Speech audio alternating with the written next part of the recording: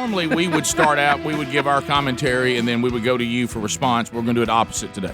We'll start with what you thought about it on the debate last night, the first one, and then we'll work from there. Ruth's in Wetumpka. Ruth, welcome to Rick and Bubba. Go right ahead. Good morning, guys. Hey. I tell you what, if those two men are the best representatives that this country has for either side, what an embarrassment. Yeah. 340 million people, and we got those two. Yeah. Exactly. I mean, that was like watching second graders out at a schoolyard. You took my candy bar away from me, and now I'm going to have a fit. I mean, that was totally terrible. And I'm a right side person on some issues and a left side on the other, just like everybody's supposed to be. President Trump would have been better off to have kept quiet and allowed Biden to dig his own hole and fall into it. And that did not happen last night. And it was so embarrassing for this country. Yeah, that's. I heard a lot of those sentiments. So we'll continue. Ruth, I appreciate that very much. Let's go. But remember, we've said on the show too, the candidates are always representative of the current state of the country. Yeah. Of the people. Wow. Because guess who puts them there? The people. Yeah, it'll be the people. Joppa, Missouri. Let's go to Jack. Jack, welcome to Rick and Bubba. Go ahead. No, it's a Joppa in Alabama, not Missouri. Okay. I never heard of Joppa, Alabama. Go ahead. Where is it located? We're not going to count this against you. Right outside of Arab. Okay. All right, good deal. Yep. Go Joppa. I'm very much with the previous caller. It was so embarrassing. Like she said about Biden digging himself a hole, I think it was the other way around. I think Trump dug himself a hole, and I'm worried, guys. I don't know if I voted for Trump last time. I don't know if I'm going to vote for either one of them. Let me ask you this: prior to last night, who were you supporting? I was supporting Trump. Okay, thanks. I appreciate you, Jack. Let's go to Nicole in Mississippi. Nicole, go ahead. Hey. Yeah, you're on. Listen to the other two guys talking about embarrassing, and it was. But I'm with Greg. I mean, I was trying to be in there for the long haul, conservative, Republican, and I'm a Trump fan. but I'm like anxiety. I got to exit the church at some point there. It was up all night, kind of going, what's wrong? Why can't I sleep? But then you go, hey. It felt like, you had your two boys, you was trying to raise them, and somewhere in the middle of that, somebody should have took a ruler and tore up some rear end or something. Yeah, they acted like they were acting like two little boys that nobody could get under control. It's like we all kept thinking, I hope our mama walks in, she'll straighten us out. Oh, I can't imagine if you played the debate drinking game.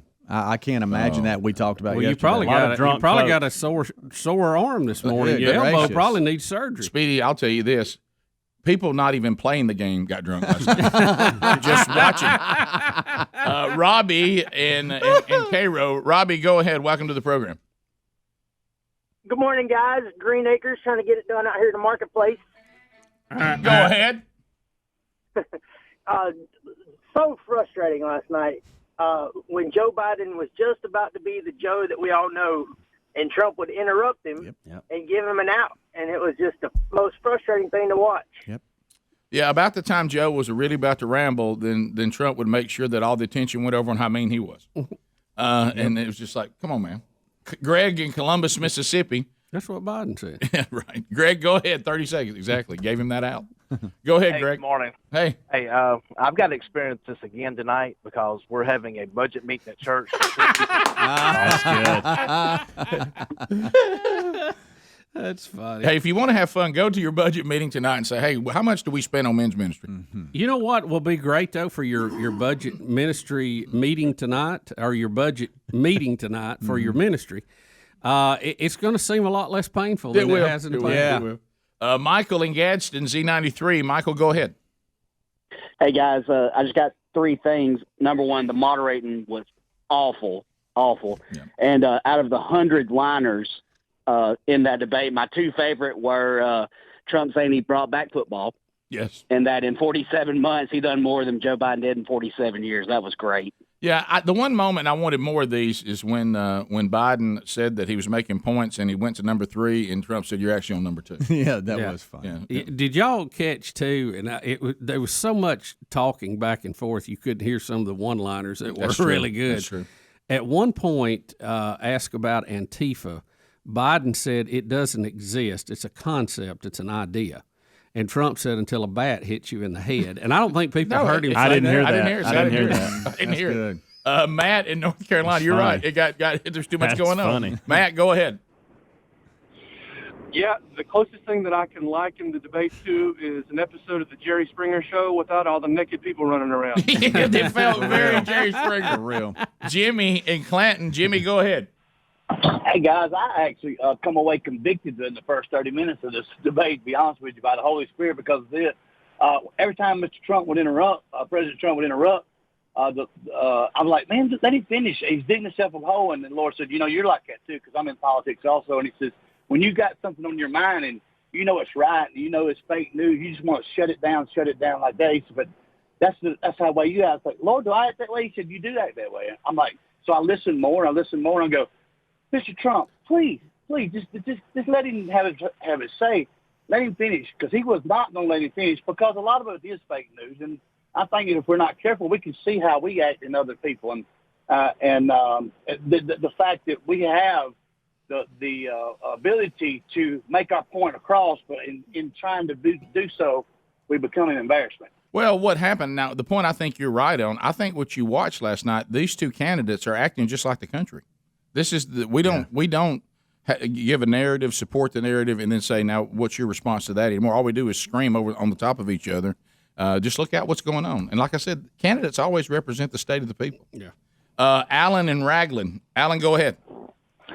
Hey, guys. So I was going to bring up the dog whistle, the quote-unquote supremacist dog whistle that everybody's talking about, and probably is on a lot of people's mind. Yeah.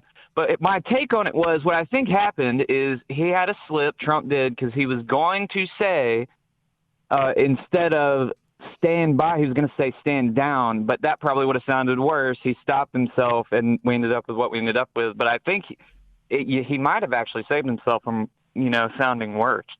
Some of the white supremacist comment. Yeah, I'll comment on that later in my notes on it. That I felt like that Trump missed an opportunity there, but he could have looked dead into the camera and said what I wanted him to say, and the immediate commentary would have been, "Well, he didn't mean it." Right. So it really doesn't matter, guys. Yeah. It doesn't matter. Well, I think what would have been beneficial, maybe, and maybe it's a point you're going to make, is those who go out and try to defend this attack on him being racist could have at least said, now he said as clear as he could say it. And then the people could have still said, well, he didn't mean it. You said, but yet you're saying but what else you want him to do? Exactly. He could have given that ammo. It'd been nice to have had it. Maybe they should take it and go, well, he didn't mean what he said the first time. Right. But they're misquoting what he said. I know. And they're taking totally out of context what he meant. I understood exactly what he meant. I wish he would have just said, let me, for the last time, explain exactly what was going on. And then he should have also walked out other things going on in the country that he's against as well. There were some missed opportunities, I think. Yeah, a lot of them. On both sides. Yeah. Bottom of the hour. Rick and Bubba. So, Bubba, what say you? Well, first off, if I was doing presidential debates, or really any debates, I think they ought to put both candidates in a soundproof, glassed-in room and let the moderator have the microphone switch. I agree. And when if our format's going to be for 2 minutes, cut them off at 2 minutes, and then you don't troll. hear them anymore. You buzz them. That's it. Yeah. And you're done. That's it. You can beat on the glass, and look, we even put an oxygen tank in there. And if you get to beating on the glass too much, we'll trim that down. That'll calm you down. And let the person finish their narrative, and then if we allow you in the format a response, you hold your hand up, and when that person's finished, then I'll cut your mic back on and turn their mic off. I want to remind just like you do people on everybody. the phone here. I want to remind everybody of one thing, though. Democracy is ugly. It always has been. When we were arguing about the Constitution, when we were arguing before the Civil War, when we're arguing in the 60s, when we're arguing in the 80s, and we're arguing in the year 2020, it's ugly. Have you ever noticed how nice and clean and proper the debates are that they have in China? You ever seen those? I haven't, no. No one has. They don't debate. Right. They're a communist country. Right. That's why. Right. So if you want nice and neat and orderly, go to a communist country. Just hope that you agree with the guy in charge, because it's going to be the way he wants it to be. Right. You won't have a voice. You don't get a vote. He's not going to ask you your opinion. As the debate last night, I thought Trump missed a great opportunity when asked about white supremacy. And I wish he'd have looked into the camera and said what I know he believes, that I'm against racism of all kind, always have been. I don't believe that any race is supreme. So obviously, I think white supremacists are on the outside looking into this. And he has been misquoted about was it Chancellorsville or Charlottesville? Charlottesville. Yeah. Where at Chancellorsville was the war. About what happened there, and I think he had a great time to set the record straight. But it doesn't matter if he'd have done that. They would have just said after the debate, well, he didn't mean it. He didn't mean it. So, I thought that Chris Wallace, who is a very smart guy, I thought he did a poor job in, one, refereeing, but two, pressing people when they made a ridiculous point. And when Joe Biden was asked about Antifa, the opposite of Trump being asked about white supremacists, he said that it doesn't exist. It's just an idea. It's a concept. Chris Wallace should have stopped the show and said, I need you to clarify that. Are you telling me there are no people in Antifa who want to physically overthrow the United States and our way of life? And have Joe say that didn't exist. Now, Joe said, and it was in all of the hubbub of the thing, so you couldn't hear it. He said it was just an idea or a concept. It doesn't really exist. And Trump said, until a bat hits you in the head. Nobody heard that, see, because of all the stuff going on. The fact of this is, I thought the low point for Biden was when he was asked about packing the court. He totally just didn't answer the question. And he didn't answer the question because he's got a problem. He knows that his extreme left base wants him to say, yeah, I'm going to pack the court. And he knows if he says that, it's going to kill the moderates. So he just doesn't answer it. He won't give you I think one of the best things Trump has ever done, and I think we ought to require this of future presidential candidates, if not by law, by concept, that they have to tell us and give us a list of who they're going to appoint to the Supreme Court and let us vet them ourselves in advance. And then we'll know who they're talking about. Biden didn't do that and won't do that. And he says he's not going to do that because he don't want you to know who he's going to put on that court. He don't want you to know how left and how liberal he's going to move that court. And he don't want you to know that he's thinking about putting Barack Obama on that court. And he don't want you to know that because he thinks you'll find that negative. So he won't answer that. I thought that was a low point for him. The high point for Trump, and if you look at the tracking data where these people who are watching it, who are Democrat, Independent, and Republican, got the best score when he was ranting about keep the country open, keep the schools open. The people want the country open. And he had Biden saying, I will shut it down if the scientists say I need to. Well, we all agree to some level that if things got bad enough, we might have to quarantine again on some level. But you don't want to shut the whole country down. Well, I don't know if you're watching what's happening in Spain right now to make your point. Spain thought, well, we got to shut everything down. We got to stop, and it's destroyed their economy. Well, Sweden didn't shut anything down other than doing they went out with the mask and all that, but they didn't shut their economy down. And they've ended up with about the same deaths and all this, but yet one has their economy, the other doesn't. And the Spanish people are saying, you ain't shutting us down again. Now, because what's happened, they released them back into society, and they have an uptick where Sweden let the herd immunity and the people go out there and do this, and they say, well, we can live with our economy open. But when you shut people away and then let them back out, that's where you get these spikes. I will give you a scientific fact, and there's been several studies on this. And again, we like to say people are entitled to their opinion, but not to their own set of facts. But let me tell you, facts are in the eye of the beholder. Okay, it's just like beauty. It looks like, if you look at all these different studies and numbers, the infection rate, the death rate from COVID-19 is the exact same or close in countries who locked it down and who stayed open. It looks like there's really no difference. It tracks very close. So what should we learn from that? You don't gain anything by destroying your economy. Right. That's the bottom line. Exactly.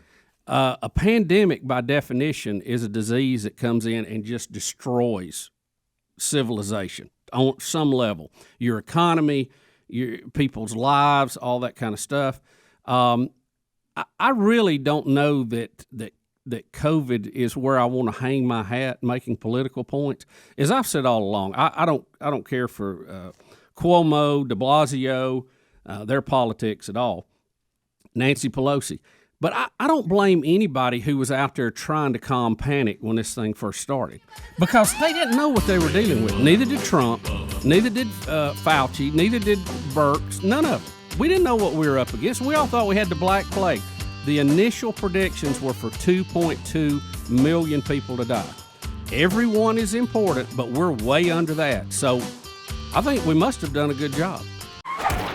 Babylon B delivers again. Let me tell you, Babylon B, I love you. Chris Wallace's impartiality, what does it say? Due to his giant foam finger reading Biden 2020. They've got a picture of him with a foam finger. Gosh, that's so funny. That is funny. See, I love good humor. Oh, yeah. yeah. Why can't you laugh about it? Let's go to Fort Walton Beach, where David is standing by. David, welcome to Rick and Bubba. Go ahead. So I don't know about you guys. I'm a local firefighter down here in Fort Walton Beach, and I just got off shift this morning. Thanks for what you the do, whole buddy. crew Thank you. last night.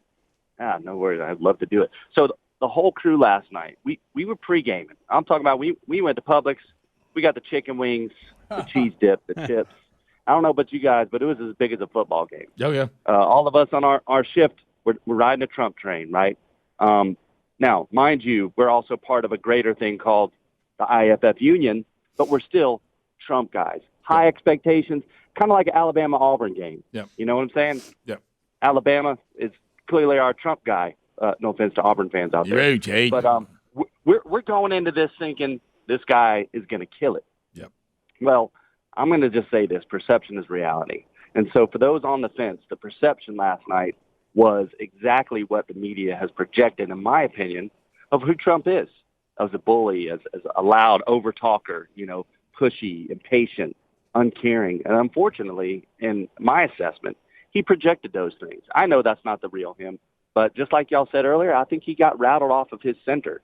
And unfortunately, I think he looked a bit childish, in my opinion. Yeah. Not that Biden looked great. He didn't either.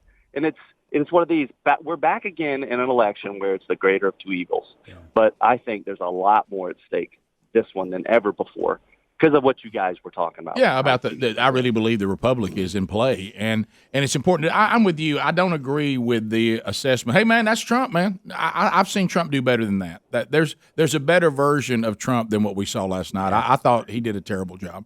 Yeah, but what were his campaign managers and people telling him? It's almost like he didn't listen to anybody. Well, I mean, he came in and did. I don't think he does. I don't think that's a secret. I don't think that's ever been. As we've always said, Trump is Trump. He's got that New York cab driver attitude. He's a bulldozer, and for clearing the woods, it's great. For planting a garden, it's a little brutal. Yeah, I think and let me tell you this, and we talked about this in the break, he walked off that stage in his mind saying, "Hey, man, I killed it." I was tremendous. I probably did. But you're welcome. About himself all the time. Yeah, but David, America, you are welcome. David, you're like me. Hey, first of all, I bring college football back. Now look what I've done. Yeah, but don't forget that. But what I was saying, David, you were like me. I wanted to see Trump zing, and just take this horrible, ridiculous ideology of our current leftist and just destroy it. Make fun of it. That's fine. Throw some zingers out there. Have some great one-liners, and it just turned into a mess. You couldn't really follow it, and it just. I got to the point where my wife was even like, "Don't you have to kind of stay with this?" And I'm like, every instinct in me wants to get up and just walk out of here. I just can't keep watching. Well, that's what happened. A few guys were like, "I'm done." They just and we wanted to see it, but it just ended up being a blah. Was it me or did it seem childish? Oh yeah, there's no doubt about that. I mean, it looked like we had a screaming kindergarten teacher with two little boys that wouldn't behave. That's how it looked. Yeah, it's funny you should mention that. Look what somebody did. That is hilarious. They have all three people last night as little kids. That is so good. The only thing that was missing last night was Nanny Boo Boo. Let's go to Donnie in Harpersville. Donnie, go ahead. Welcome to the program. Hey, Rick and Bubba, lifetime listeners since 1994. Thank you, sir. Bubba, Thank you. And I miss Mr. Lucky. Well, you never know. There's a lot of old folks that do their reunion tour. You never know. Well, we can hope and pray. Because it's usually sad. I guess I'm going to go against the grain here. We lived through the Bush years, the Obama years, these wimpy Republicans that can't ever do anything. Right. They don't want to address anything. Well, we don't want to rock the boat. Y'all remember Rock the Boat? Y'all remember that? Yeah. Don't rock the boat. Don't rock the boat, baby. I don't remember a political campaign ever saying we're not going to rock the boat. I don't remember that. There might have been an attitude, but I don't ever remember that being an official motto. So we're beating our head against the desk, wanting them to do something.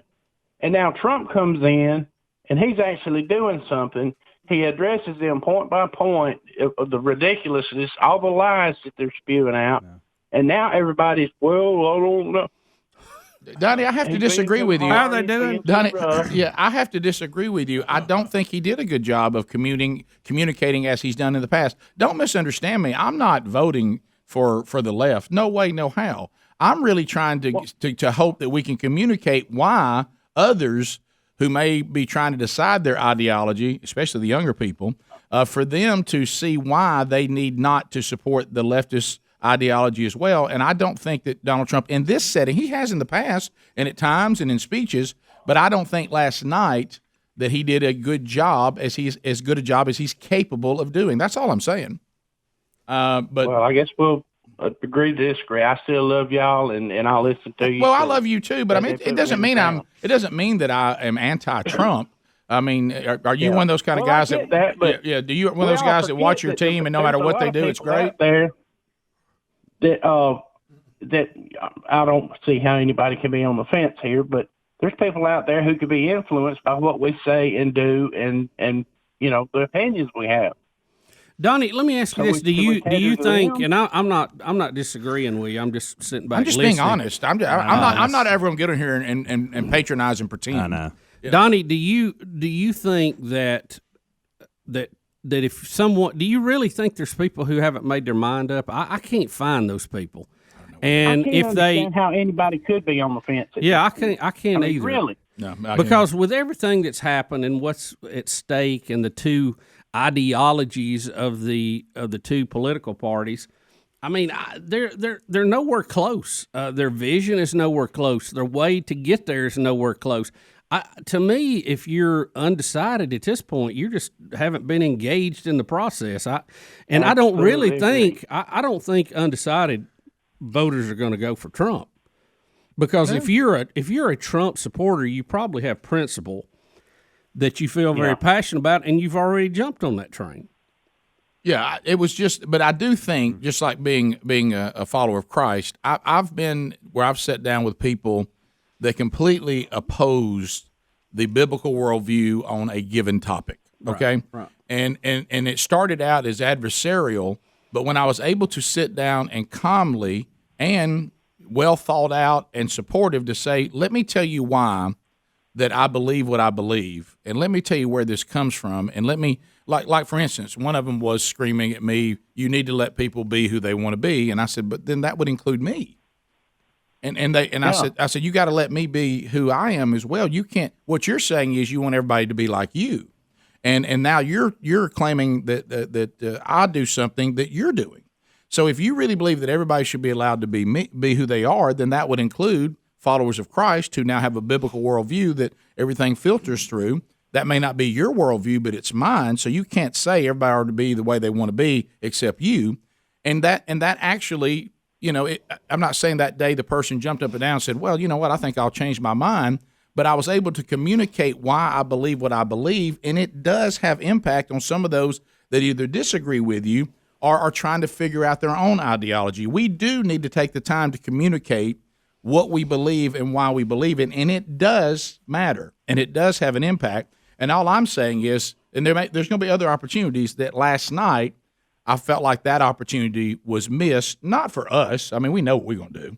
But for those that might be trying to figure out their ideology, I just think that President Trump is capable of doing a better job than he did last night. That's all. Rick and Bubba.